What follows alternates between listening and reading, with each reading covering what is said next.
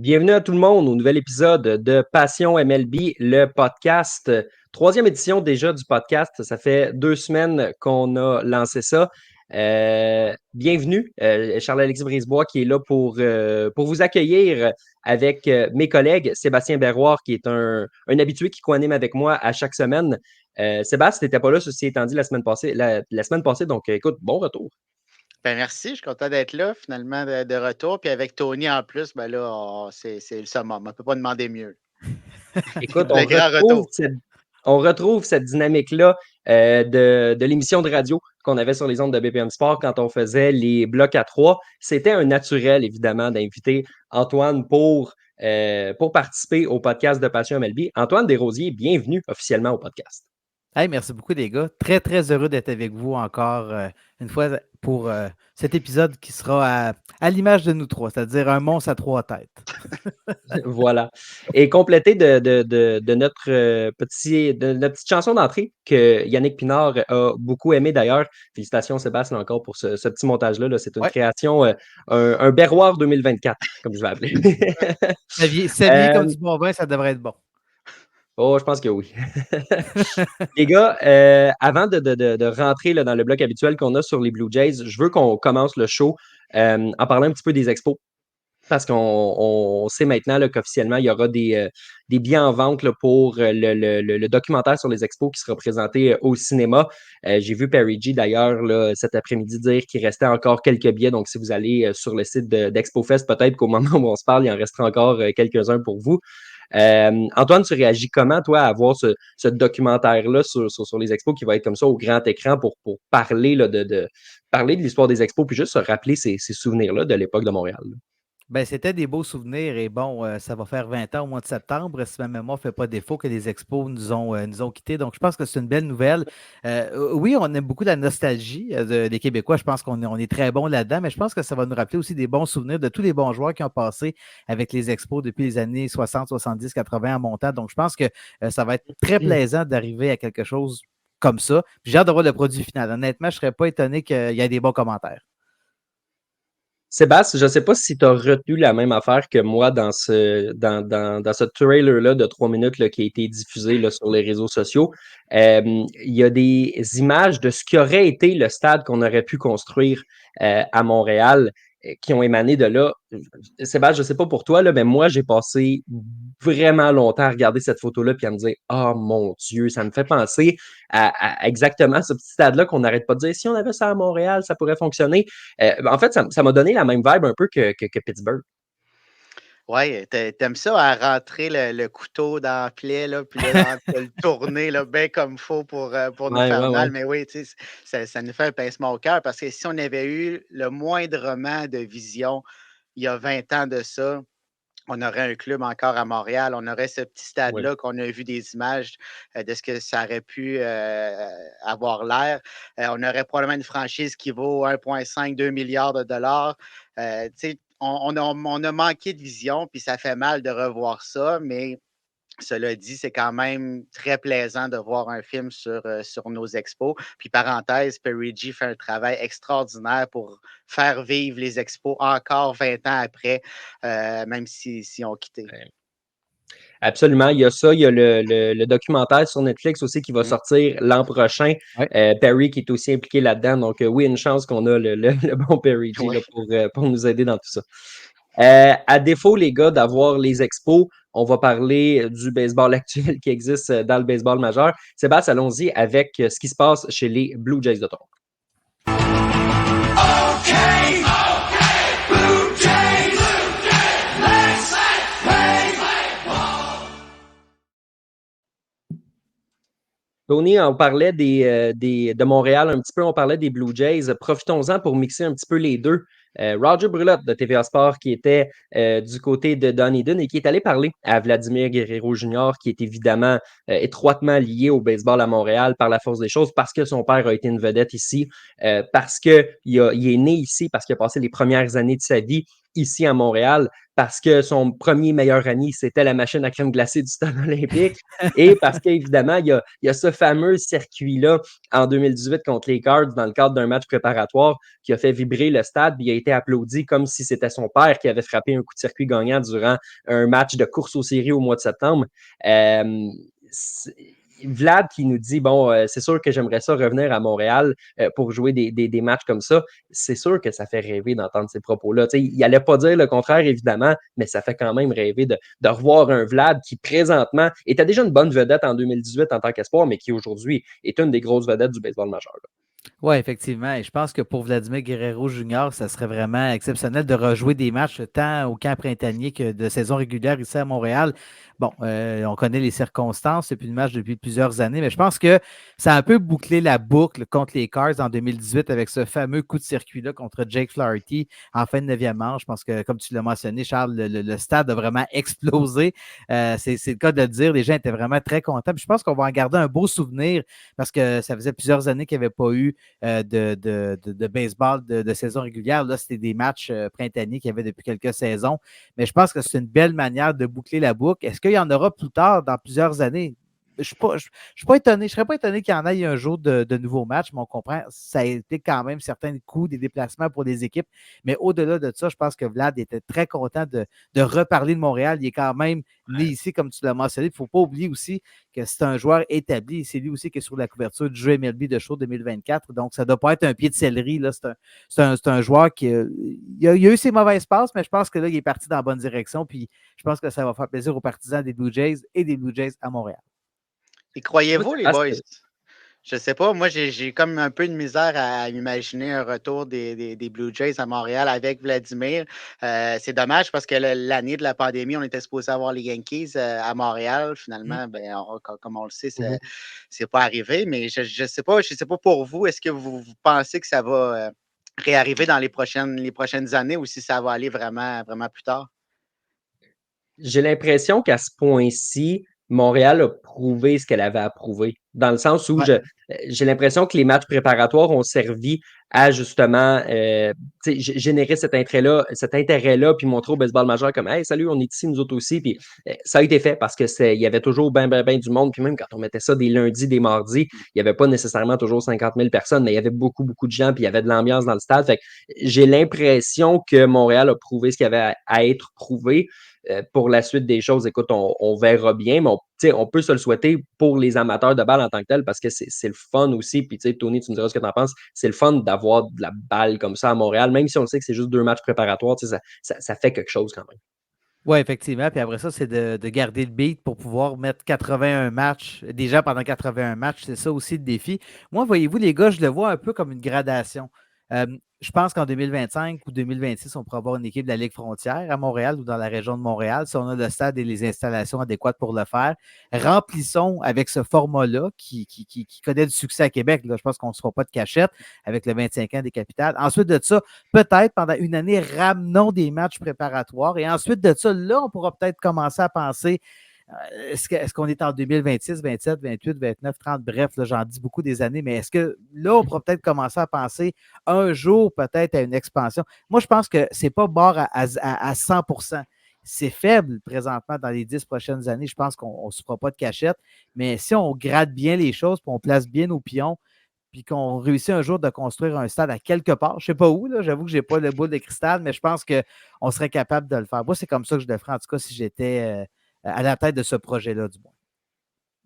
On va voir évidemment qu'est-ce qui va en découler là, dans les prochaines années. Pour l'instant, on est à la merci de ça, là, donc à suivre. Stéphane Taureau qui nous dit salut les gars, Stéphane, on te retourne le bonjour, puis bonjour évidemment à tous ceux qui nous écoutent. On vous invite, là, pour ceux qui ne sont pas familiers avec le concept, on vous demande de nous poser des questions à la fin, là, à la fin du bloc du podcast, pardon. On va répondre à toutes ces questions-là qui sont en lien avec l'actualité du baseball majeur. Puis s'il y en a qui se glissent bien dans notre conversation, comme le commentaire de Yannick ici là, avec le fierté du stade qui va nous hanter encore longtemps.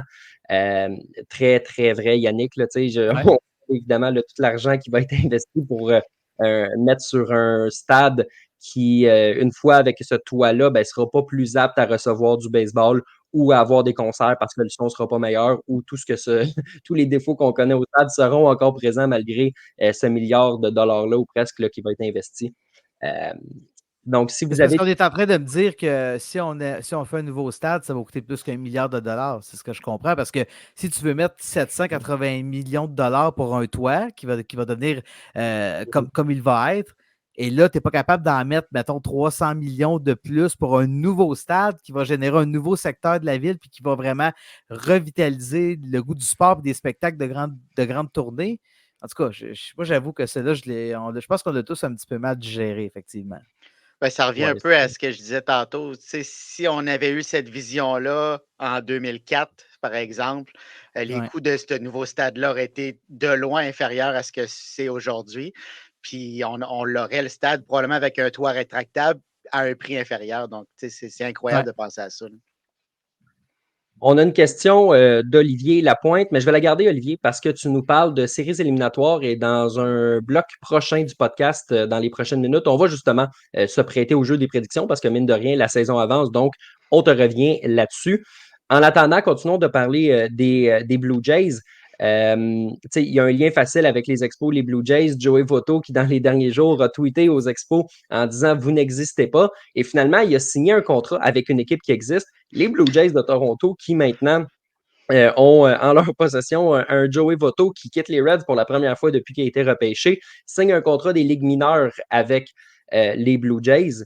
Moi, les gars, je veux votre avis là-dessus. Là, Sébastien, tu me diras ce que tu en penses. Je l'ai écrit, je l'ai dit haut et fort à tous ceux qui m'ont posé la question, puis je vais le dire au podcast, je trouve pas que c'est une bonne signature. Je comprends que tout le monde est content que l'enfant chéri soit de retour, mais est-ce que les Blue Jays étaient vraiment à un autre DH qui frappe mal, puis qui n'est pas capable d'aller jouer défensivement, puis de vraiment d'avoir 3 joueurs de premier but DH, si tu comprends Guerrero, si tu comprends Turner, puis si tu comprends Joey Votto, est-ce que c'est ça vraiment la solution au problème des Blue Jays? Moi, je pense que non. Je trouve que c'est une belle histoire pour lui, puis tant mieux pour un joueur qui est super apprécié, mais c'est pas le joueur que ça prenait à Toronto, là, je vais le dire haut et fort. Ah ben j'abonde dans le même sens, je veux dire aussi fort que tu le fais puis que tu peux le faire parce qu'on s'en était parlé dans l'épisode 1. C'est vraiment pas la solution, c'est pas ce que les Blue Jays ont besoin en ce moment. Oui, c'est une belle histoire. Puis probablement que cette histoire-là va se terminer assez rapidement. Je vois pas Joey Votto monter dans les majeurs puis prendre soit la place d'un jeune ou, comme tu l'as mentionné, la place de frappeur de choix et de joueur de premier but sur une base qui sera vraiment pas régulière. On a déjà ces joueurs-là. On est allé chercher un Justin Turner justement pour remplir ce rôle-là. Donc, vraiment, le besoin n'est pas là. La seule chose que Joey Votto peut amener, c'est son expérience avec les jeunes de cette formation-là. Mais est-ce qu'on était vraiment à un vétéran près de passer au prochain niveau? Je ne crois pas parce que ce n'est pas ça qu'on a besoin chez les Blue Jays. On a besoin d'attaque, on a besoin de frappeurs durant 5 à 7 dans le rôle offensif. Et Joey Votto ne peut pas amener cette puissance, cette régularité-là au bâton. Donc, moi aussi, j'y vais dans le même sens. Ce n'est pas une bonne signature. Par contre, le risque est très minime. Ça ne nous coûte rien, mais ça n'amène pas grand-chose non plus de notre côté. Ben Ben, le effectivement, risque les est gars. minime au niveau. Ouais, vas-y. Mais c'est une belle histoire. Tu sais, je pense qu'on se répète encore les trois là-dessus. On est d'accord avec ça. Mais d'un Ouais. autre côté, est-ce que Joey Votto va vouloir aller dans le 3A à Buffalo juste pour dire qu'il est à Buffalo puis qu'il finit sa carrière là, au moins puis garder la touche, je vais dire comme ça. Et peut-être que s'il y avait un blessé ou quoi que ce soit qui pourrait être rappelé, là, ce sera à lui de décider puis de voir ce que les Blue Jays vont vouloir faire s'il y a un bon camp. Mais effectivement, je suis d'accord avec vous. Oui, c'est un frappeur gaucher, mais il ne court pas. Il ne joue pas en défensive et tu ne peux pas l'avoir de 5 à 7 où ce que tu as vraiment besoin de frappeurs de ce côté-là, comme Sébastien l'a dit. Je trouve que c'est une drôle de décision, mais côté marketing puis côté belle histoire, rien à dire là-dessus, mais ça ne donne pas des victoires sur le terrain, sur le marketing, malheureusement. Non, c'est ça, mais moi, j'ai l'impression qu'il y a une partie qui est PR là-dedans parce que les Blue Jays ont vraiment pas eu une bonne saison morte. Et là, à Toronto, tout le monde est content. Tout le monde se dit ah mon Dieu, Joey Votto est de retour. Ça faisait des années qu'on le voulait. On savait que son contrat allait peut-être venir à échéance puis qu'il allait vouloir signer à Toronto, puis c'est fait. Donc, écoute, tant mieux pour ceux qui sont contents. L'avantage, c'est que bon, il sait qu'il va commencer la saison dans les mineurs, mais tu sais, comme tu l'as dit, Tony, on ne sait pas s'il va accepter de rester là nécessairement longtemps. Tu sais, il va peut-être cette année. Puis moi, c'est ça le problème que j'ai, c'est que OK, ça coûte pas cher, puis en argent, c'est correct. Mais à un moment donné, ça peut devenir une situation de PR qui va être difficile à gérer. Tu sais, si Joey Votto reste d'un mineur, puis qu'on sent qu'il est tanné d'être là, puis qu'il veut monter, mais que les Jays ne veulent pas nécessairement lui donner une promotion parce qu'il n'y a pas de fit ou sur le terrain ou quoi que ce soit. Tu gères ça comment? D'avoir une foule qui crie justement, qui veulent rappeler un joueur qui avance plus. Là. Ça fait quelques années, là, allez voir ces statistiques. Là. C'est pas fameux, là, Joey Votto, ce qu'il apporte. Donc, je ne sais pas exactement qu'est-ce qui va se passer avec ce dossier-là.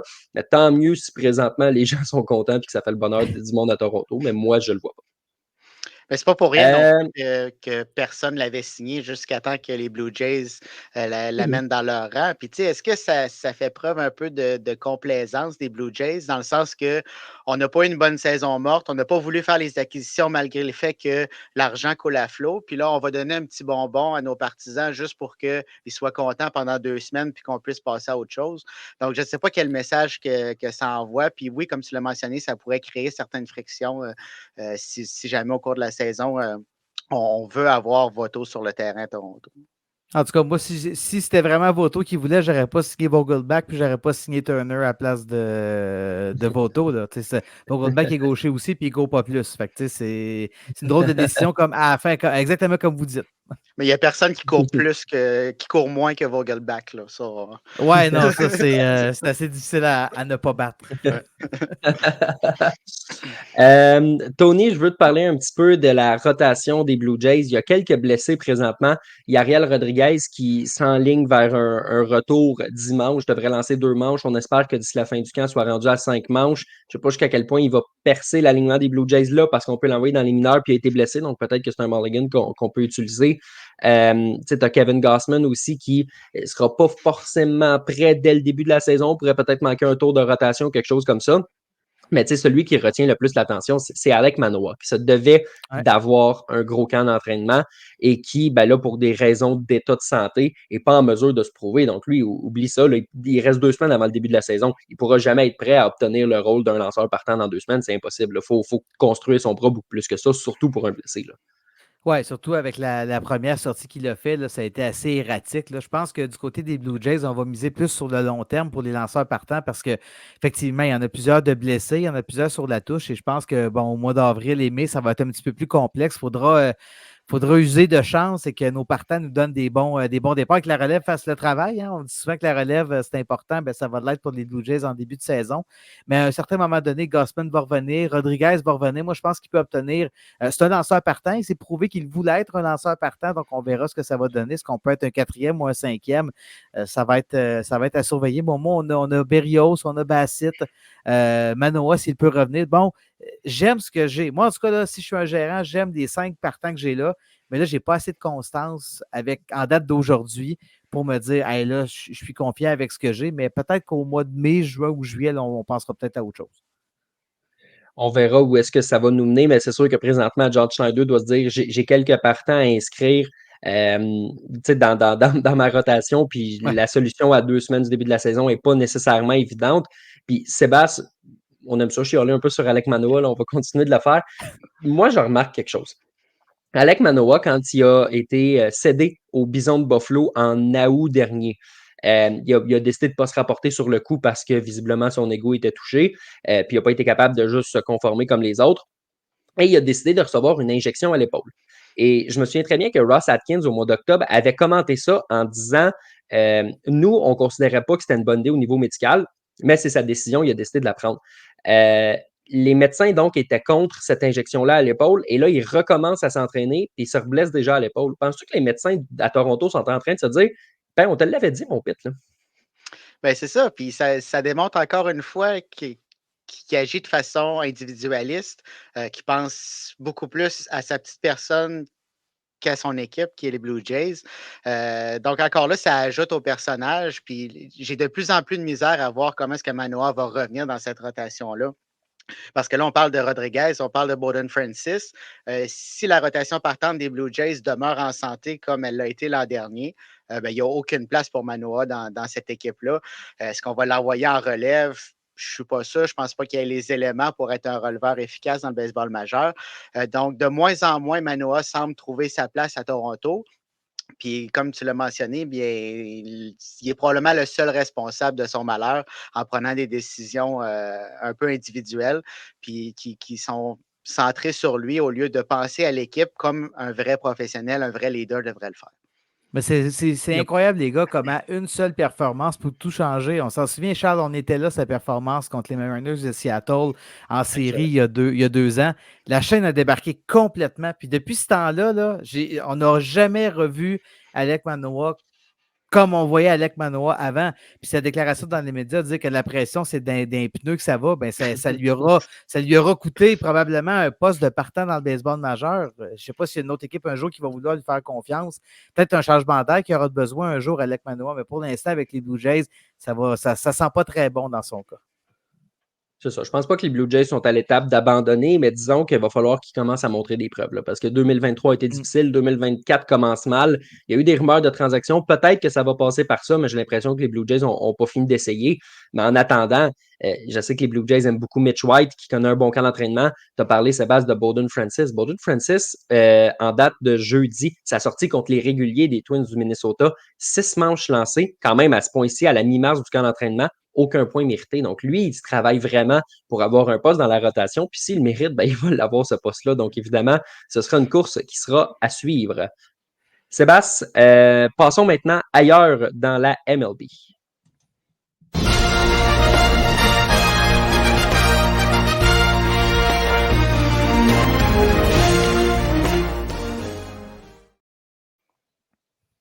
Il y a un sujet qui est d'actualité, qui est sur toutes les lèvres cette semaine dans le baseball majeur. Garrett Cole et sa blessure. Ça s'enlignait pas bien dès le début pour ce qui est du lanceur des Yankees. Et là, finalement, le docteur Neil Eltrache, qui est jamais une bonne nouvelle de le consulter, c'est une bonne nouvelle parce que c'est un des meilleurs de sa profession. Il est très, très bon là, pour les sportifs de haut niveau. Mais c'est pas une bonne nouvelle quand tu te dois de le consulter, c'est parce qu'il y a quelque chose qui va pas bien. Et là, Garrett Cole, qui visiblement a des problèmes de coude, ne commencera pas la saison à temps. On parle, tu sais, dans le meilleur des mondes, d'un retour à la fin mai, début juin. On sait que ces plans-là peuvent dérailler. Sébastien, je pense que c'est la pire nouvelle que les Yankees pouvaient avoir. Parce que même si tu as ce genre de nouvelles-là pour Aaron Judge, ben Aaron Judge, il y a d'autres frappeurs qui sont capables de prendre la place. Il y a Juan Soto qui est là. Mais Garrett Cole, c'est vraiment le seul partant fiable de cette équipe-là. Donc, je pense que c'est la pire nouvelle que les Yankees pouvaient avoir. C'est la pire nouvelle dans l'optique, c'est Garrett Cole qui la reçoit. Par contre, la pire nouvelle aurait été une opération de type Tommy John, ce qui ne devrait pas être le cas pour le moment. Les Yankees attendent d'autres résultats. Mais oui, c'est une très mauvaise nouvelle pour les Yankees parce qu'on manque déjà de profondeur. Avec un Garrett Cole qui est le récipiendaire du trophée Cy Young, on manque de profondeur dans la rotation. Donc, si on enlève Cole de ce corps de partant-là pour probablement 2 mois. Souvent, quand on dit 1 à 2 mois, ça finit à 2 mois. Donc, on ne l'aura pas avant la mi-mai. Il va manquer des victoires au bout de la ligne. Puis, présentement, le plan du directeur général Brian Cashman, c'est le statu quo ou d'aller chercher un lanceur de profondeur. Donc, c'est vraiment pas une bonne nouvelle pour les partisans des Yankees parce que, est-ce que Marcus Stroman peut prendre la place de partant numéro 1? Non. Est-ce qu'un Carlos Rodon peut le faire? Ça va dépendre de son état de santé. Puis l'an dernier, ça a été très difficile. Est-ce qu'un Nestor Cortez peut le faire? Je ne crois pas non plus. C'est la même situation que Rodon. Donc, il manque des pièces dans cette rotation de partant-là. Puis dans une division qui va être très difficile, mais le début de saison va être important. Antoine, dis-moi ce que tu en penses, mais tu sais, les Yankees de New York sont là dans une saison super importante. C'est la seule saison que Juan Soto est assuré de rester parce qu'après, il pourrait devenir agent libre. Puis il y a des chances qu'il reste, mais il y a des chances qu'il parte aussi. Il me semble qu'il faut que tu capitalises sur cette saison-là.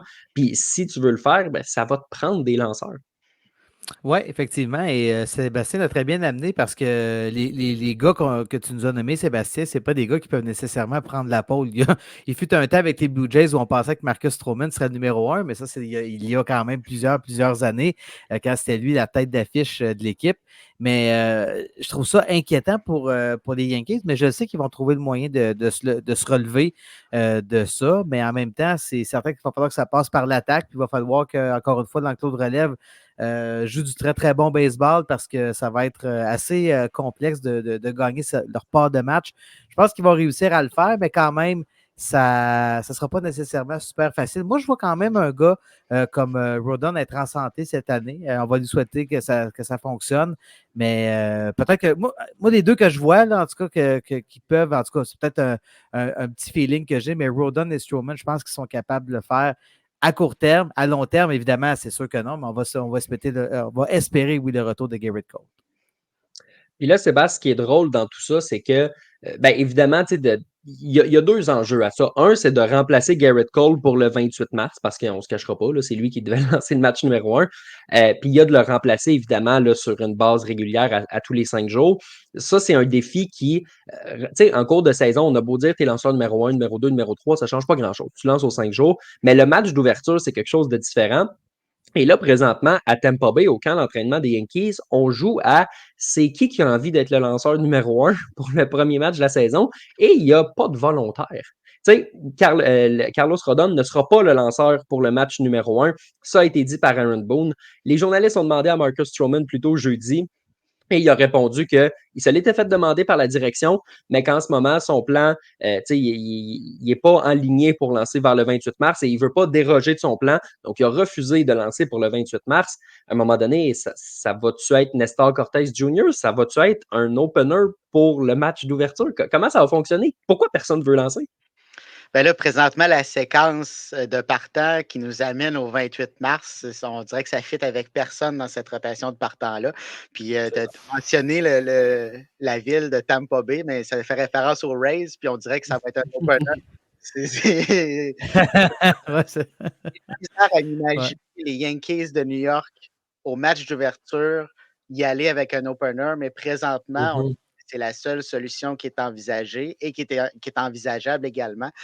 Donc, on semble se diriger vers ça. C'est pas une catastrophe non plus parce que c'est un match, là. Oui, c'est le match d'ouverture, mais c'est sur 162 matchs. C'est pas là que la saison va jouer. Exact. Euh, Exact. mais ça dénote quand même qu'on a un problème de profondeur dans cette rotation-là. Est-ce qu'on peut mettre un gars comme Jonathan Loaisiga, peut-être, ou un Peut-être, releveur? oui. Oui, un releveur qui est capable de donner des manches, oui. On a une excellente relève, une des meilleures des majeurs. Fait que, tu sais, c'est pas un problème à court terme, mais tu sais, on ne pourra pas faire ça à tous les 5 tours, de demander à nos releveurs de prendre la pole comme ça, parce que déjà, les releveurs des Yankees sont déjà très sollicités. Donc, on va avoir des problèmes plus tard dans la saison si on y va avec cette stratégie-là. Fait que la solution, ce serait, tout le monde le sait, ce serait d'ajouter. Ce ne sera pas facile à faire parce que les Yankees dépassent déjà le dernier seuil de la taxe de luxe. Donc, c'est donc dire que chaque dollar que tu ajoutes, tu payes 1,10 $ de plus en taxe de luxe. Donc, par exemple, si tu signes un Blake Snell à 30 millions de dollars, ça va t'en coûter 33 en taxe de luxe. Donc, c'est une signature totale de 63. Facture qui est quand même considérable. Donc, c'est pour ça qu'on veut reculer. C'est pour ça que Blake Snell et Jordan Montgomery ne devraient pas être signés. Et c'est pour ça que Dylan Cease était un lanceur qui était intéressant parce qu'il gagne 8 millions de dollars cette année. Donc, c'est une addition de qualité, mais avec un bon rapport. Donc, le rapport qualité-prix était quand même intéressant.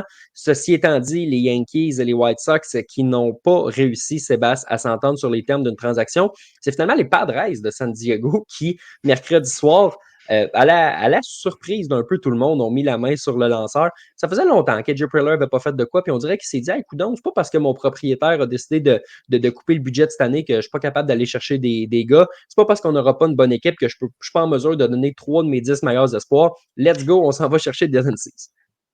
Oui, c'est probablement ça qui s'est dit, mais je ne sais pas pour vous, mais moi, je ne comprends pas où les Padres s'en vont, c'est quoi leur plan. On se débarrasse, entre guillemets, de Juan Soto. Josh Hader n'est plus dans les rangs des Padres. Et là, on va chercher un Dylan Cease. Oui, on avait un certain besoin dans la rotation. Du côté offensif, ça va assez bien.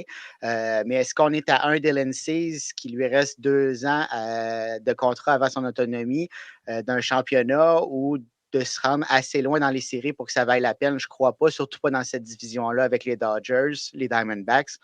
Euh, donc, c'est une transaction qui est sortie un peu de nulle part. Les Yankees semblaient être de plus en plus prêts à conclure cette transaction-là avec les White Sox. Et là, même les Rangers du Texas aussi se sont enquéris du prix de Dylan Cease. Mais là, c'est les Padres qui sortent d'un peu nulle part puis qui partent avec Cease, avec un prix quand même assez élevé.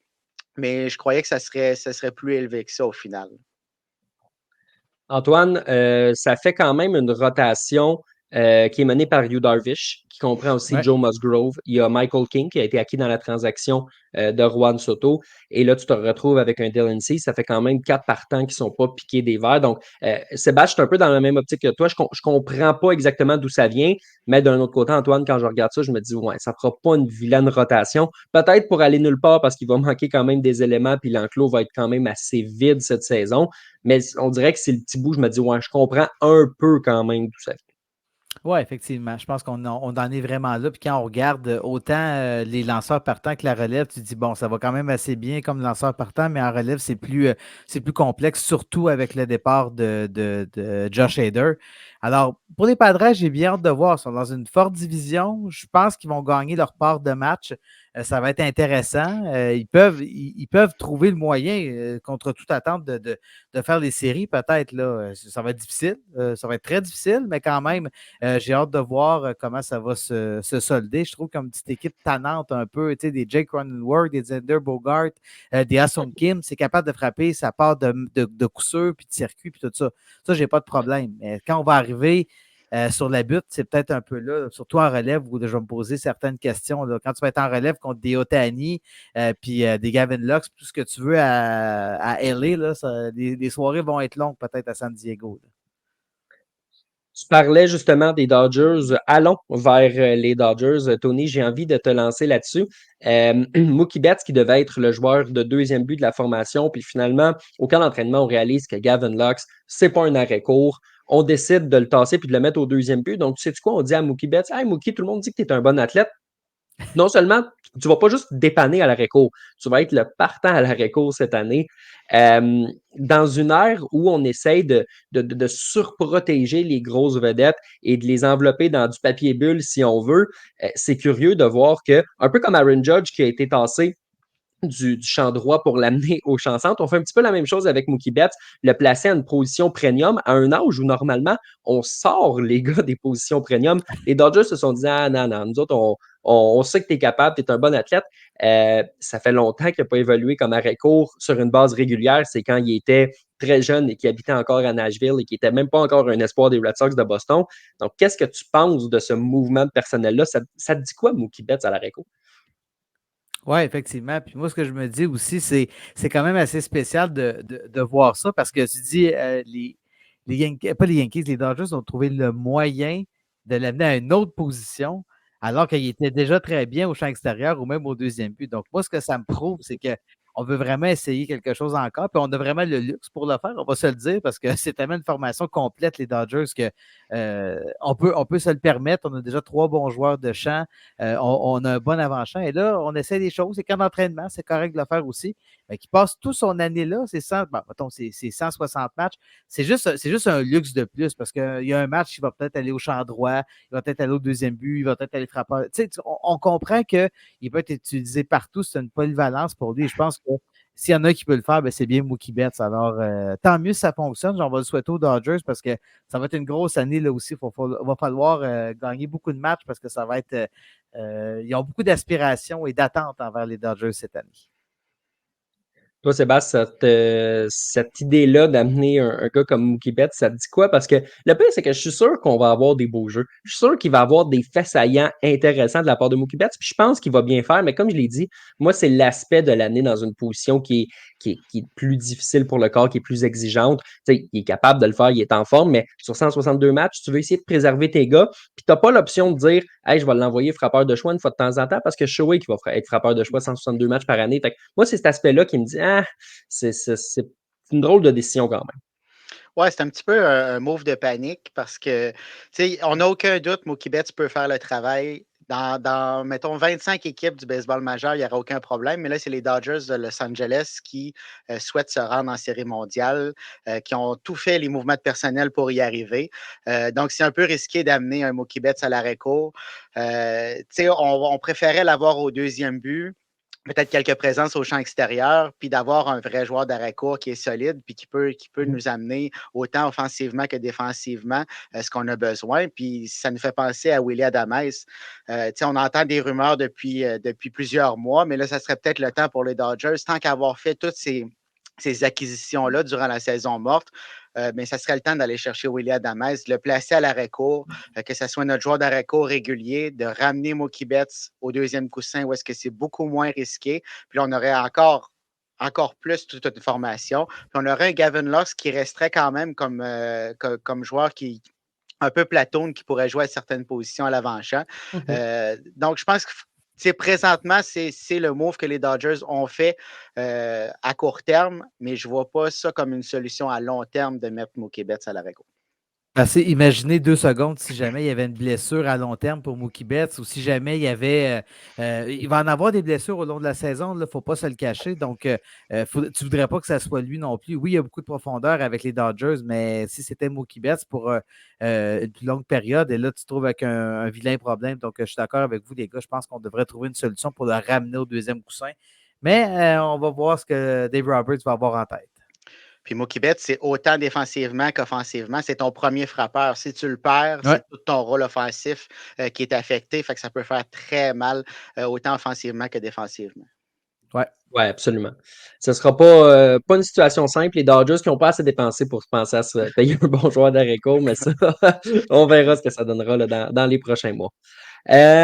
Messieurs, c'est l'heure de faire nos prédictions parce que, évidemment, là, la saison approche. On le sait, c'est dans 2 semaines que ça commence. Cette semaine, on va y aller de nos prédictions dans l'américaine. La semaine prochaine, on jouera au même jeu dans la Ligue nationale. Donc, ça cadre un petit peu avec la question d'Olivier. Je ne t'ai pas oublié, mon cher.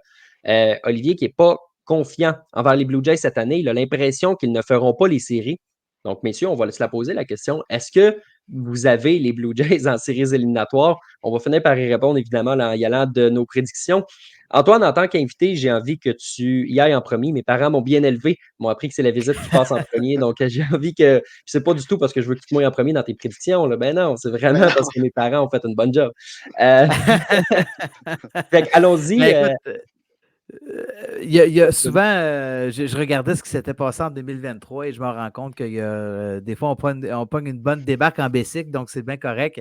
Dans l'Est de l'Américaine, Oui. moi, j'ai mis les Blue Jays en 3e position, donc ils feraient les séries comme wild card avec les Yankees en premier, les Orioles en 2e, Tampa Bay en 4e et les Red Sox en 5e.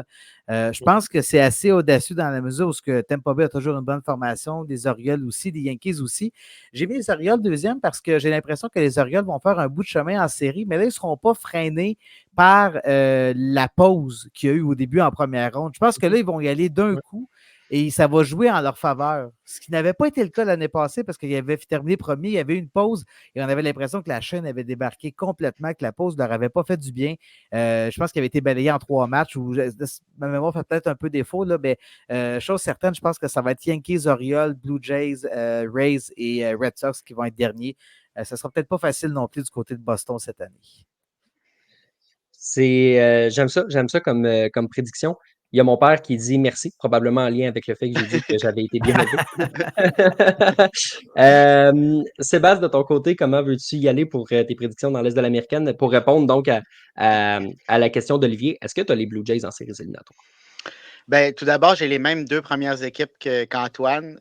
J'ai mis les Yankees premiers. Oui, ça ne sera pas facile, surtout avec la blessure de Garrett Cole. Mais comme tu l'as mentionné tantôt, Charles, je ne peux pas m'imaginer les Yankees sacrifier la première année et peut-être la seule année de Juan Soto dans l'uniforme de New York. Donc, je pense qu'à un certain moment, même si présentement on dit qu'on n'ira pas chercher un lanceur, si Garrett Cole venait à rater 2 mois, bien, on va économiser durant ce temps-là parce que son contrat est assuré. Je pense qu'il va falloir prendre cet argent-là, la dépenser. Puis, tu sais, l'an dernier, à la date limite des transactions, on n'avait pas fait grand-chose, mais cette année, on devra y aller. Puis tout tenter avec Juan Soto, on n'a pas le choix. Puis du côté de Baltimore, bien, tu sais, l'an dernier, on n'avait aucune pression, personne ne nous attendait là. Tout a bien été. Là, peut-être, on a quelques petits problèmes dans la relève avec les blessures. On a une très bonne formation, mais peut-être un petit manque d'expérience qui risque de nous faire passer au 2e rang, mais c'est sûr qu'ils vont faire les séries, puis ils pourraient passer au prochain niveau dès cette année. Par la suite, je vais avec les Rays. Comme à chaque année, on ne sait jamais comment ils se rendent là, mais ils sont là. On a quand même une formation très profonde, puis on joue de la small ball, donc on trouve le moyen de remporter des matchs. Et j'y vais avec les Blue Jays. Donc, présentement, avec ce qu'on a comme formation, je les exclus du portrait des séries. Ça pourrait changer au cours de la saison si on fait des acquisitions, mais je pense qu'on a une moins bonne formation que l'an dernier et c'est ce qui me fait penser qu'il va nous manquer un petit quelque chose à la fin de la saison. Puis bien sûr, on termine avec les Red Sox qui, on le sait, ne veulent pas dépenser, donc ils vont avoir le résultat qu'ils méritent. J'ai hâte de voir ce que ça va donner. La constante qu'on a, messieurs, c'est qu'on a tous les Red Sox au dernier rang de cette division-là. Là. Je pense pas que c'est une grande surprise. Là. C'est une division qui est coriace. Ça va être difficile. Dom- Ça va être très difficile pour les Red Sox cette année. Ouais. Je pense que les gens qui vont vouloir aller voir les Red Sox cette année, c'est pour aller voir les autres équipes qui vont jouer. Ça va peut-être être moins cher. Ouais, c'est ce Ah, que ben j'allais dire. Là. Au mois d'août, il va avoir des bons prix. Là. Ouais, c'est ça. C'est vrai que, comme l'a dit mon père, le mois d'avril dictera la saison des Blue Jays. Ça va être important de commencer de bonne heure. Moi, j'ai l'impression que ça va se faire. Dans cette division-là, j'ai les Orioles au premier rang, je crois beaucoup. Je pense que les Blue Jays vont se faufiler au deuxième rang. C'est la blessure de Garrett Cole là, qui peut faire la différence, je pense, selon moi, à ce niveau-là. J'aime pas ce que je vois de la rotation des Yankees. Puis les Blue Jays, une de leurs forces, au final, c'est de la rotation, puis il y a plus de profondeur à ce niveau-là. Donc, je pense que ça va les aider. J'ai les Orioles, les Blue Jays et les Yankees. J'ai ces trois équipes-là en séries éliminatoires. J'ai les Rays aux portes des séries. C'est probablement dans toutes mes prédictions ce qui m'arrache le plus le cœur parce que c'est dur d'exclure les Rays des séries éliminatoires parce que Sébastien l'a dit, ils finissent toujours par trouver une façon. Là, j'ai l'impression qu'ils vont peut-être frapper un mur dans cette division-là, mais pas un gros mur non plus. Mais en même temps, si quelqu'un me dit les Rays vont faire les séries, je ne serais pas étonné non plus. Donc, j'ai les Orioles, les Blue Jays, les Yankees, les Rays et les Red Sox. Trois équipes dans cette division-là qui, selon moi, vont faire les séries parce que no way qu'il y a deux clubs dans la centrale qui vont les faire. Ça va être le champion de division, puis ça va être à peu près tout. Fait que, Antoine, justement, toi, as-tu la même chose que la même lecture que moi? Est-ce que tu as une équipe dans la centrale qui fait les séries, puis les autres vont manger leur bout? Oui, effectivement. Alors, de mon côté, là, c'est les Twins qui vont être en premier. Je pense que ça va être une belle saison pour Édouard Julien. Je sais que c'est la deuxième année, puis il peut avoir la gang de la deuxième année, mais j'ai tellement confiance en Édouard Julien. On le voit déjà au camp d'entraînement, il connaît tout un camp d'entraînement. Ça va très, très bien pour lui jusqu'à maintenant. On va toucher du bois que ça se continue. Mais je trouve qu'ils ont une équipe complète. À certains égards, il manque quelques petites choses. Il va toujours manquer quelques petites choses. Mais j'aime beaucoup ce que je vois des Twins. On l'a vu en série l'année passée. C'était le fun à voir. C'était du beau baseball. Donc, je vais y aller avec les Twins. Je vais y aller avec les Tigers en deuxième. Moi, je pense qu'ils ont réussi à faire un step intéressant. C'est pas encore parfait là, non plus, mais quand même, dans cette division-là, c'est tellement difficile. Puis je vous laisse une petite carte cachée. Donc, je vais y aller avec les Tigers au deuxième rang, les Guardians en troisième place, les Royals en quatrième et les White Sox en cinquième. Donc, c'est ce qui complète. Mais effectivement, de mon côté, une seule équipe qui fera les séries, ce sera les Twins. Je me dis que qui risque rien n'a rien, alors pourquoi pas un peu varier les positions 2 à 5 qui sont toujours à peu près la même chose, mais je pense que les Tigers peuvent avoir une bonne saison. On verra comment, mais ça n'empêchera pas les Twins de faire les séries, ça, c'est sûr. OK. Les Tigers, je déteste pas ça comme prédiction. Les Sox numéro 5, on dirait que ça me fait penser à l'Est, parce que moi aussi, j'ai les Sox numéro 5. J'imagine que Sébastien aussi, là, du côté de Chicago, on Ouais. les mettra pas plus haut que ça. Non, non, c'est ça. Cette division-là appartient aux Twins. C'est à eux. Ouais. S'ils perdent cette division-là, ça va être uniquement par leur faute ou peut-être à cause des blessures. Pour le reste, oui, on peut mélanger ça, mais oui, les Sox vont terminer au dernier rang. On n'a presque plus rien dans cette formation-là. Les Tigers, très bonne jeune formation. On risque de manquer d'expérience, par contre. Ça ne s'achète pas. On va l'apprendre encore cette année. Je pense qu'on va aller au prochain niveau. On va progresser. Pour moi, ça ne sera pas suffisant pour être au deuxième rang. Je mets les Guardians qui ont de l'expérience, qui savent comment gagner des matchs serrés. Et je mets les Royals au quatrième rang. Mais comme je le mentionnais, je ne vois personne, outre les Twins, participer aux séries et terminer au premier rang de cette section-là. J'espère que les Guardians n'auront pas trop de blessés non plus si on veut que ta prédiction se réalise, parce que l'année passée, ça avait fait mal aux Guardians de perdre Bieber, entre autres. Ouais. Ouais, ils vont avoir besoin d'une rotation en santé. Là, puis il va falloir que José Ramirez en ait une grosse dans le corps parce que ça aussi, là, ça va donner un petit coup de main. C'est pas l'équipe la plus offensive du baseball majeur, disons-le comme ça. Comme à chaque année, j'ai la hein? même. Ouais, c'est ça. faut que Ramirez ait une grosse saison à chaque année. Exact. J'ai les Twins aussi au premier rang. Je pense que ça va être. Ils vont construire sur leur succès de l'an passé. Je pense qu'Édouard Julien va aussi être en mesure là, d'aider cette équipe-là dès le début. D'avoir ton premier frappeur qui arrive et qui est établi dans le baseball majeur au lieu de continuer de faire sa place. Je pense que ça peut être une mentalité qui est intéressante pour lui. Carlos Correa qui va se placer les pieds comme il faut là, après un hiver complètement fou l'hiver passé. Là, je pense qu'il va être en mesure de s'établir. Tu as Royce Lewis. Tu as des bons lanceurs dans cette organisation-là aussi. Un petit peu moins que l'an passé, par contre, mais il y a quand même encore du beau talent sur le monticule. Donc, j'ai cette équipe-là en premier. J'ai les Guardians numéro 2. J'ai les Royals un petit peu plus haut que vous. Je les ai au troisième rang. Puis on a Olivier Lapointe aussi qui nous dit j'ai un feeling que les Royals peuvent surprendre. Puis c'est vrai que c'est pas une vilaine équipe. C'est une équipe qui a investi beaucoup en Bobby Witt Jr., qui a amené une tralée d'agents libres aussi, qui ne sont pas tous évidemment des vedettes, mais ils ont investi beaucoup plus d'argent que d'autres organisations. On est prêt à prendre le prochain step du côté des Royals et je pense que ça va se traduire pas par une participation en série, on n'est pas rendu là, mais ça va se traduire par une belle augmentation quand même. Les Tigers, Il y a eu des moi, blessés j'ai de la aussi. difficulté. Il y a eu des blessés aussi l'année passée chez les Warriors. Je pense à Vinny Pasquantino, entre autres, le premier but. Il a manqué c'est pas toute la saison, c'est une grosse partie de la saison. Ouais. C'est des gars qui, justement, peuvent amener quelque chose à cette équipe-là. J'aime bien le commentaire d'Olivier, mais je pense que ça ne sera pas cette année, mais à un moment donné, il va falloir se relever de cette série mondiale-là. Oui, éventuellement, là, ça va faire 10 ans bientôt. C'est ça. Euh, les Tigers, tu vois, moi, j'ai de la difficulté à y croire. Je pense qu'il manque encore beaucoup de morceaux. Je pense qu'on est tiré par le mauvais cheval avec Javier Baez. Il y a Miguel Cabrera qui est plus là. Il avançait plus, Cabrera, mais c'était quand même là, un meneur dans cette équipe-là. Je pense qu'il va manquer de leadership un peu. Donc, je pense qu'il y a beaucoup de carences dans cette équipe-là, mais pas autant que les White Sox de Chicago qui se retrouvent au cinquième rang et de loin. Là, dès le mois de mai, ça va être clair qu'ils vont être au dernier rang. Puis en fait, ça va être clair dès maintenant parce que je le dis. Ouais, mais on va s'attendre ce que tu dis, qu'est-ce que ça vaut si on se fie aux dernières séries éliminatoires. On n'est pas trop sûr, là, mais on verra cette année. On est deux. Bonne prédiction en série. Je pense que j'avais été 0-11. Ça se peut. Oui, un excellent 0-11, oui. Ah, tu t'en souviens, hein? Ben oui, c'est parce que c'est moi qui rentrais sur le site, là, mais Les paroles Fait qu'un s'en petit vont des conseil à tout le monde. c'est bien ça le problème. Ouais, c'est ça. Fait que si vous voulez suivre, dans le fond, mes conseils, faites l'inverse. Les deux Sox vont gagner leur série de division. c'est ça. Les Astros puis les Orioles vont tous avoir des mauvaises saisons. Je dis les Astros, je me suis trompé de division en regardant ma feuille, mais oui, j'ai volé un petit peu mon punch, mais du côté de la division Ouest, j'ai les Astros devant les Rangers. J'y suis allé un peu avec la mentalité à tout seigneur, tout honneur. C'est une équipe qui s'est rendue 7 fois sur 7 en série de championnat, a 2 séries mondiales dans ces années-là, s'est pointé 4 fois en série mondiale, ont encore une bonne équipe, ont un enclos de feu en ajoutant en plus Josh Hader.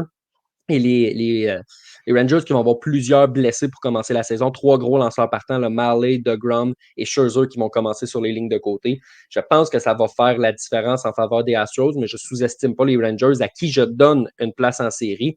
Et par la suite, je pense que l'ordre des Mariners, des Angels et des Aces d'Oakland, dont on n'a presque pas à parler, là, parce qu'évidemment, ça va être probablement encore une fois la pire équipe de la Ligue.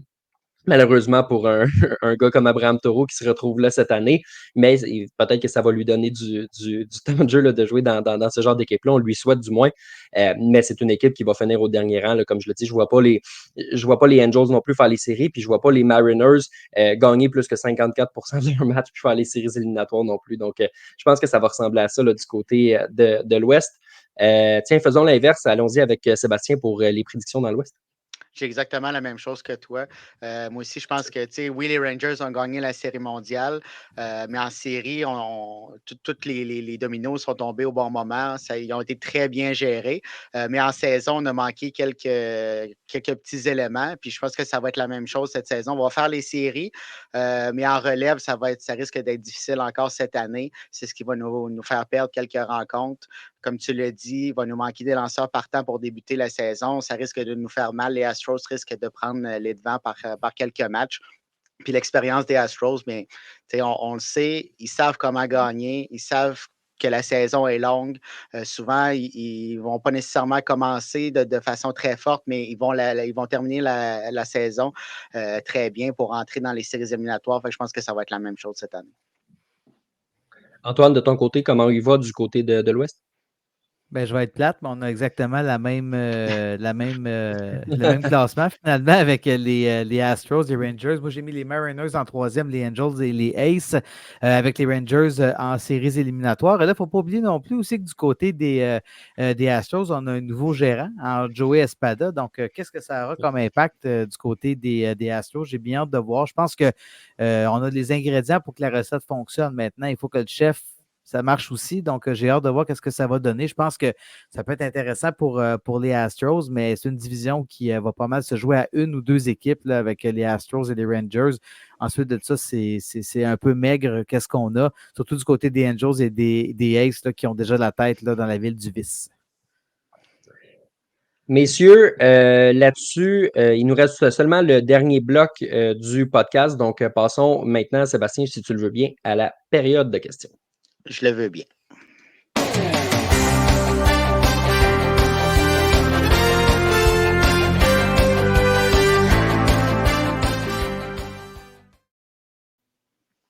Donc, on vous invite, là, si vous avez des questions, à nous les poser en live comme ça, autant sur Facebook, sur X ou sur YouTube. Pour l'instant, les questions qu'on a eues ont été répondues au fur et à mesure parce que c'est des questions en lien avec ce qu'on a posé. Donc, si vous avez des questions sur des sujets dont on n'a pas parlé, on vous invite à nous les poser. Ceci étant dit, il y a des gens qui ne pouvaient pas nécessairement nous écouter en live, mais qui avaient des questions à nous poser et qui nous ont écrit en privé sur la page de Passion MLB. Il y a Étienne Ranger, entre autres, là, qui a posé quelques questions. Donc, allons-y là, dans sa banque de questions. Antoine, je veux te lancer là-dessus. On en a glissé un mot il y a quelques minutes en parlant des Twins du Minnesota. Mais Édouard Julien, là, qui cette année a une place assurée, il arrive au camp avec une mentalité qui est différente. Évidemment, il ne peut pas prendre les choses pour acquis, mais quand même, il sait qu'il a sa place dans cette formation-là. On sait qu'il y avait deux aspects sur lesquels travailler durant la saison morte. C'est s'améliorer contre les lanceurs gauchers, un aspect qui n'a pas été facile pour lui en 2023, et s'améliorer défensivement aussi. Tu sais, au deuxième but, des fois, on le voyait en fin de match qui était enlevé au profit d'un autre joueur. Là, ce sera peut-être moins facile à faire pour les Twins parce qu'on a échangé Jorge Polanco aux Mariners de Seattle parce qu'on a confiance justement en Julien et parce qu'il s'est amélioré. Mais parle-nous un petit peu de ces deux aspects-là là, que Julien a sans aucun doute là, travaillé durant la saison morte. S'améliorer défensivement, ajouter même un peu de polyvalence pour pouvoir dépanner au premier but et surtout s'améliorer contre les lanceurs gauchers. Oui, effectivement, parce que c'est toujours facile de frapper contre un lanceur droitier quand tu es gaucher ou vice-versa, normalement, si tout va bien, mais d'y aller gaucher contre gaucher, c'est très difficile parce que la manière dont la balle arrive vers toi, tu as tout le temps l'impression qu'elle va être à l'intérieur puis que tu vas te faire atteindre. Mais si Julien a pu travailler ça, puis je pense qu'il l'a fait, ça va vraiment lui donner. Je trouve que c'est un bon frappeur. Il mérite son poste de premier frappeur. Il trouve toujours le moyen de soutirer des buts sur balle ou de frapper un simple ou de frapper la balle en lieu sûr au bon moment. Il peut sortir un coup de circuit une fois de temps en temps. Et on voit souvent des circuits au champ opposé pour Julien. Ça, c'est intéressant aussi. Alors, j'ai hâte de voir qu'est-ce que ça va donner pour lui. Moi, je m'attends à une bonne saison. L'année passée, il ne faut pas oublier qu'il a terminé quand même avec une saison de 200, moyenne au bâton, oui, de 263, 37 points produits, 3 buts volés, donc 16 coups de circuit. J'ai trouvé ça très intéressant comme première saison. Je pense qu'il va améliorer ça. Et c'est une belle marque de confiance, tu l'as mentionné. On a échangé Polanco, on fait confiance à Julien, on le laisse au deuxième coussin. Moi, ça montre que les Twins ont pris cette direction-là, une belle direction. Et maintenant, c'est aux Québécois à continuer de faire ses preuves. Je pense qu'il va être capable de le faire. On est bien content de l'avoir dans le baseball majeur. On n'en a pas beaucoup des Québécois, fait que quand on les a, on va beurrer ça épais et on va dire qu'on les aime bien parce que c'est vrai qu'on l'aime bien. Absolument. Un beau joueur. Là. Puis écoute, Sébastien, je ne sais pas si tu as vu les commentaires de John Heyman qui a dit ça pourrait être le prochain joueur des Twins à gagner un championnat des frappeurs. C'est pas rien, là, c'est pas un journaliste ici qui le suit et qui a dit ces commentaires-là. Tu sais, c'est un journaliste du New York Post qui est un informateur du baseball majeur. On peut douter de sa légitimité là, après, surtout toi, Sébastien, après ce qui s'est passé avec Arson Judge. Mais quand même, c'est un gros nom reconnu dans le monde du baseball qui tient ces commentaires-là. C'est impressionnant d'entendre ça. Oui, c'est impressionnant. Puis Je pense qu'il a raison parce que la capacité d'Édouard Julien à frapper la balle en lieu sûr, son œil au bâton, fait qu'on peut penser qu'un jour, il pourrait devenir champion frappeur. Ce n'est pas des qualités qui sont données à tous. On a d'excellents frappeurs de puissance, mais lui, il y a un peu tout le package qui fait qu'un frappeur peut remporter le titre de champion frappeur, un peu comme Luis Arraez. C'est des frappeurs qui placent la balle en lieu sûr. Ce n'est pas nécessairement avec puissance. Ils sont capables de le faire à l'occasion. Mais leur but premier, c'est de se rendre sur les sentiers. Puis Édouard Julien le fait très bien. On a quelques questions qui se sont ajoutées ici. Faisons-les en rafale. Antoine, la prochaine est pour toi. Elle vient d'Olivier Lapointe qui nous demande est-ce que c'est le moment pour Mike Trout de demander une transaction finalement? On sait que, bon, au début de la saison, du camp d'entraînement, en fait, il a dit ben non, je ne suis pas rendu à l'étape de demander une transaction, je veux gagner ici. Mais pour la première fois de sa carrière, il a ouvert la porte en disant ouais, mais je pourrais me tanner à un moment donné. On n'avait pas entendu des commentaires de ce genre-là il y a quelques années. Là, Shohei Ohtani part et oups, on commence à entendre ces commentaires-là. On dirait que pour le bien du baseball, ce serait le fun qu'il parte. Oui, effectivement, et je pense que ça va arriver au courant de la saison. Est-ce que ça va arriver directement durant la période des transactions? C'est une très bonne question. On verra comment la saison des Angels va se dérouler, même si on est bien conscient qu'ils ne feront probablement pas des séries éliminatoires. Je pense qu'on aurait peut-être besoin de faire table rase là, du côté des Angels. Ce n'est pas la première fois qu'on le dit, puis c'est pas la dernière fois qu'on le dit non plus. Alors, est-ce que ça serait le temps? Ça va être un gros contrat à prendre. Ça va être une grosse affaire à prendre pour l'équipe qui va aller le chercher. On va certainement devoir donner des bons joueurs en retour, mais une équipe qui est prête à aspirer aux grands honneurs va trouver le moyen de l'ajouter à sa formation. Et cette équipe-là va certainement devenir une équipe, s'il est en santé, je tiens à le dire, je mets aussi, s'il est en santé, ça va devenir très, très intéressant pour l'équipe qui va aller chercher si jamais il est échangé. Mais je pense que là, un moment donné, c'est assez. Là. Je pense que si on veut recommencer pour de bon, il faudrait qu'on le fasse là, parce que vaut mieux tard que jamais. Il me semble que de le voir à Philadelphie, là, il a grandi au New Jersey, qui est juste à côté de Philadelphie. C'était l'équipe de son enfance. Et je ne dis pas qu'ils ont un trou au champ-centre, mais je ne dis pas qu'ils ont un joueur établi là, que Trout Ça mettrait de la demeurer au pression aux champ-centre. Braves, en tout cas. Ça mettrait de la pression aux Braves là, qui risquent de gagner cette division-là. Au moins, les chauffer un peu, ça serait le fun. Ouais, Absolument. ça serait une belle avenue parce qu'on le voit souvent au match des Eagles de Philadelphie. On le sait que c'est un fan, on le sait qu'il aime la ville et tout. Pour répondre à la question, est-ce que c'est le moment de demander un trade? Oui. Est-ce qu'il va le faire? Je ne crois pas. Pas pour le moment. Il va laisser aller un peu les choses. Mais ça va finir par arriver parce que, Antoine, tu disais, on va voir comment ça va aller la saison des Angels. On s'en doute un peu que ça va mal aller. Donc, éventuellement, on va en arriver avec ce constat-là qui doit être échangé. Puis c'est probablement lui qui va le demander. Sébastien, la prochaine question est pour toi. Elle nous provient de Fred Lambert. Pensez-vous qu'une équipe va prendre une chance avec Trevor Bauer? Trevor Bauer aimerait ça qu'une équipe prenne une chance avec lui, puis il est prêt à le faire au salaire minimum. Puis c'est donc un bon gars quand il cherche un job. Oui. Puis tu sais, on dit prendre une chance. Le risque ne serait pas grand parce qu'il l'a dit, c'est au salaire minimum. On peut le libérer n'importe quand, sans raison, sans poser de questions. Mais je pense que si une équipe voulait l'avoir dans ses rangs, il l'aurait fait auparavant. Même s'il vient de lancer, puis ça a très bien été. C'est son premier départ en sol américain. Il n'y avait pas de dépisteur qui était présent. Donc, on ne s'attend pas à ce que à court terme, même à moyen terme, Trevor Bauer se trouve un emploi dans le baseball majeur. Les équipes ne veulent pas s'associer au personnage et à son passé, qu'il soit coupable ou non. Le résultat de tout ça, c'est que sa réputation est un peu entachée. Donc, on ne veut pas vraiment s'associer avec Trevor Bauer. Donc, je vois pas Bauer revenir dans le baseball majeur de sitôt. Ouais, je serais bien étonné de le voir moi aussi. Il va vraiment falloir que l'équipe qui décide de le prendre s'attendent à une trollée de journalistes juste pour parler de ces événements-là. Comme tu dis, Sébastien, coupable ou pas, à un certain moment donné, ça vient avec une certaine réputation. Donc, je ne suis pas sûr qu'une équipe qui va être prête à se rendre jusque-là, faudrait vraiment, je vais le dire comme ça, là, mais je ne veux pas être trop raide, là, mais il faudrait vraiment qu'elle ait mal pris pour aller chercher Bauer. J'ai l'impression que si personne le fait durant une saison morte où il demandait un salaire minimum seulement, ben écoute, il n'y a personne dans Je ces pense qu'il va conditions payer. pour Je pense signer. qu'il va payer pour aller jouer. Je pense que la prochaine étape, là, je pense qu'on est rendu là. Écoute, ouais, je pense que j'ai rien à rajouter là-dessus. Dernière petite question. S'il y en a qui ont des questions vite fait, là, prenez la chance là, avant qu'on termine l'enregistrement. Question qui vient de mon père. Est-ce que Jackson Holliday, gros espoir des Orioles de Baltimore, va réussir à percer l'alignement? Moi, j'ai l'impression qu'avec le camp qu'il connaît, le fait qu'on décide de le déplacer au deuxième coussin pour dire hey, on n'a pas de place à gauche, mais on a un peu de place à droite. Peut-être que tu pourrais gravir les échelons puis arriver là. J'ai l'impression qu'on voulait lui donner toutes les chances possibles de réussir. Puis Sébastien, depuis le début du camp, ça fonctionne là, à fond, Léon. Là, il frappe super bien, il frappe comme contre des gros frappeurs établis. Il n'a peut-être pas réussi à frapper contre Paul Skeens là, un petit peu plus tôt aujourd'hui là, dans ce match des espoirs entre les Pirates et les Orioles. C'est fait retirer pour ceux qui ne l'ont pas vu là, à 102 000 à l'heure par Paul Skeens. Mais sinon, depuis le début du camp, là, ça va quand même assez bien pour lui. Je pense que les Orioles vont finir par lui faire de la place dès le début de la saison. Ouais, je pense que tu n'as pas le choix d'y trouver une place à ce genre de joueur-là qui est Jackson Holliday.